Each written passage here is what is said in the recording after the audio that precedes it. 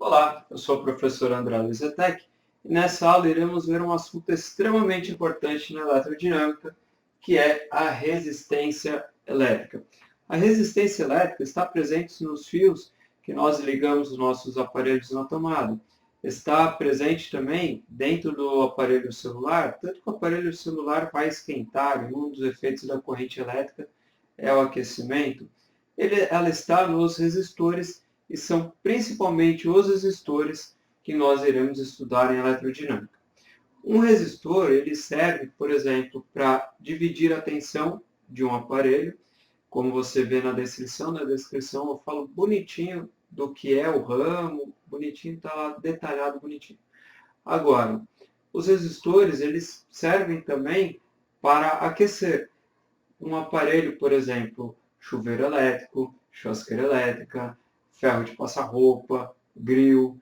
Todos esses aparelhos são aparelhos que nós chamamos de resistivos.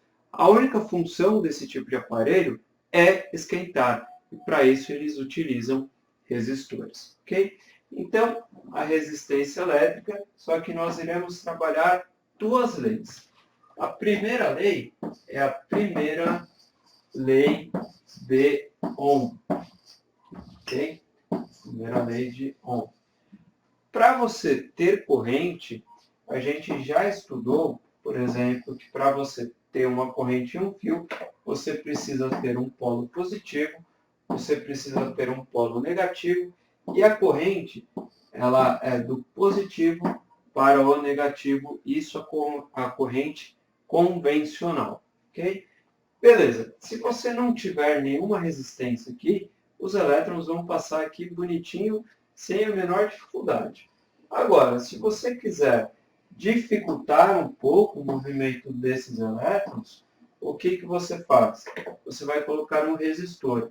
E o símbolo do resistor é mais ou menos esse daqui, tá? Então, aqui nós temos um resistor R.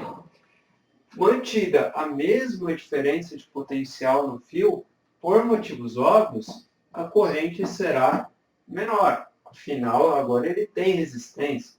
No fio ideal, a gente não tem resistência nenhuma. Então, aqui nós temos o positivo e o negativo. Portanto, nós temos uma BDP, que nós já vimos, que nós chamamos de U. Então, o que diz a primeira lei de Ohm? A primeira lei de Ohm é a lei que vai relacionar essa tensão com essa resistência, com essa corrente. Ok? Nos fios tem resistência? Os fios têm resistência. Só que, na maioria dos exercícios, nós iremos desprezar a resistência do fio. Ok? Você enfrentará exercícios com resistências no fio, só que ele é bem claro, ele é bem específico, ok? E o que diz a primeira lei de Ohm? Ela diz que U é igual a R vezes I, sendo que isso daqui é a razão U por I. Se essa razão U por I for uma constante, nós falamos que o resistor é um resistor ôhmico, ok? Falar que um resistor é ôhmico é a mesma coisa de que falar que a razão U por I é uma constante, ou seja, sempre vai dar o mesmo resultado. Se você colocar 10 volts, 1 ampere. Se você coloca 20 volts, 2 amperes. Isso quer dizer que a resistência é sempre a mesma resistência, no caso aqui é 10, ok? O resistor real, ele não é ôhmico. Isso porque a resistência depende da temperatura. Então, está passando corrente elétrica, o resistor vai esquentar. Esquentando, ele aumenta a resistência elétrica. Uma forma que você tem para diminuir esses efeitos é banhar o resistor em nitrogênio líquido, por exemplo. Existem até algumas experiências que os profissionais de computação colocam, os processadores, então eles colocam o computador para funcionar e banham o processador, banham tudo ali com nitrogênio líquido que está a menos 196 graus Celsius. então você vai conseguir uma corrente muito mais... a corrente ela acaba sendo mais superficial, pensando no fio. Então, a resistência acaba sendo bem menor com as temperaturas mais baixas. Ok?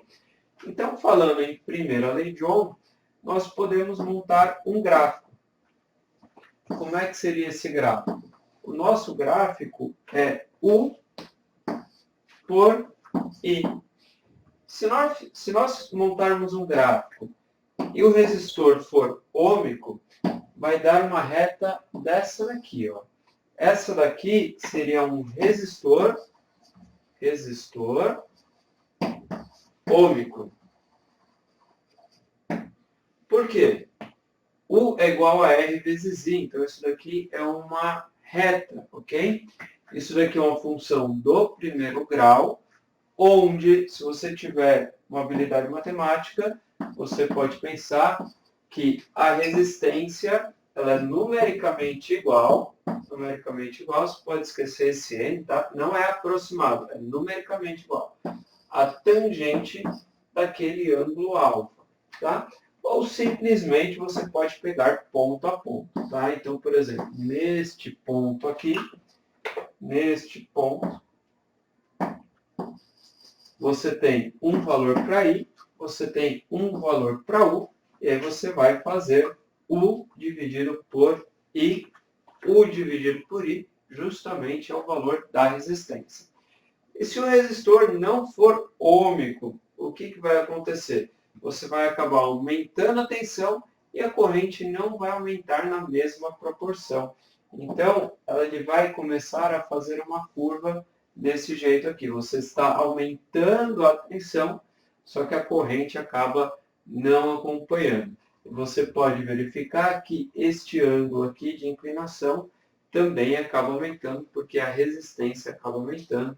Então, este daqui é o resistor não ôhmico. Ok? Então, falamos da primeira lei de Ohm. U igual a R vezes I, Uri, sempre Uri. Ok? Bem tranquilinho.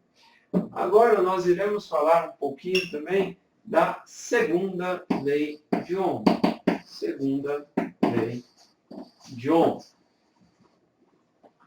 O que diz a segunda lei de Ohm? A segunda lei de Ohm, você pode calcular a resistência de um fio através de determinadas características dele. Okay? Então, vamos colocar aqui, vamos montar um fio. Vou montar um fio aqui mais espesso. Ok?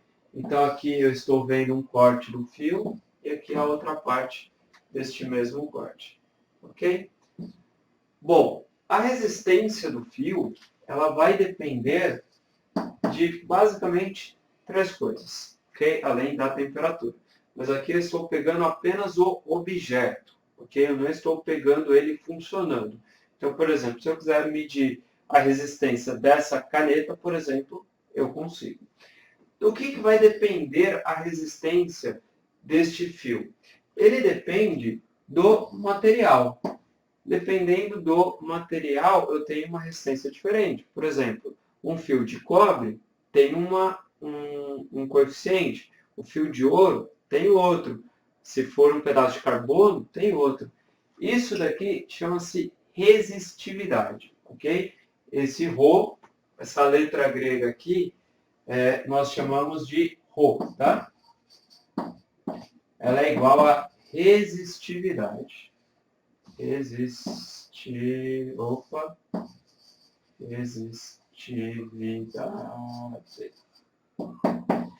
No sistema internacional, Ohm vezes metro é a unidade. Inclusive, eu acabei nem falando da unidade da resistência elétrica, né? Tão importante. A unidade da resistência elétrica é justamente o Ohm. E nós escrevemos com a letra grega ômega, ok? Então, a letra grega ômega, maiúsculo, é a unidade da resistência elétrica. Não podia ser diferente do que Ohm.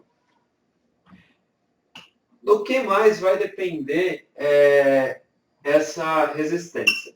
A resistividade, eu vou até colocar entre parênteses aqui, ó, material. Beleza? Qual é o melhor condutor? O melhor condutor é o ouro, é o que tem o menor coeficiente. Do que mais vai depender? Vai depender de mais duas coisinhas. Vai depender deste cara aqui, que é o comprimento.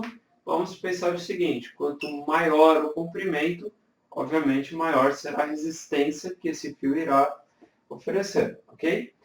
Vezes L. Ele vai depender de mais uma coisinha. Ela vai depender deste carinha aqui, ó. Quem quer esse carinha aqui é a espessura do material. E a espessura do material eu vou calcular através da área.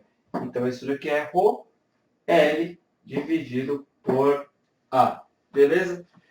Isso daqui faz até sentido, porque quanto maior for o fio, né, mais largo, mais grosso for o fio, menor é a resistência que ele oferece.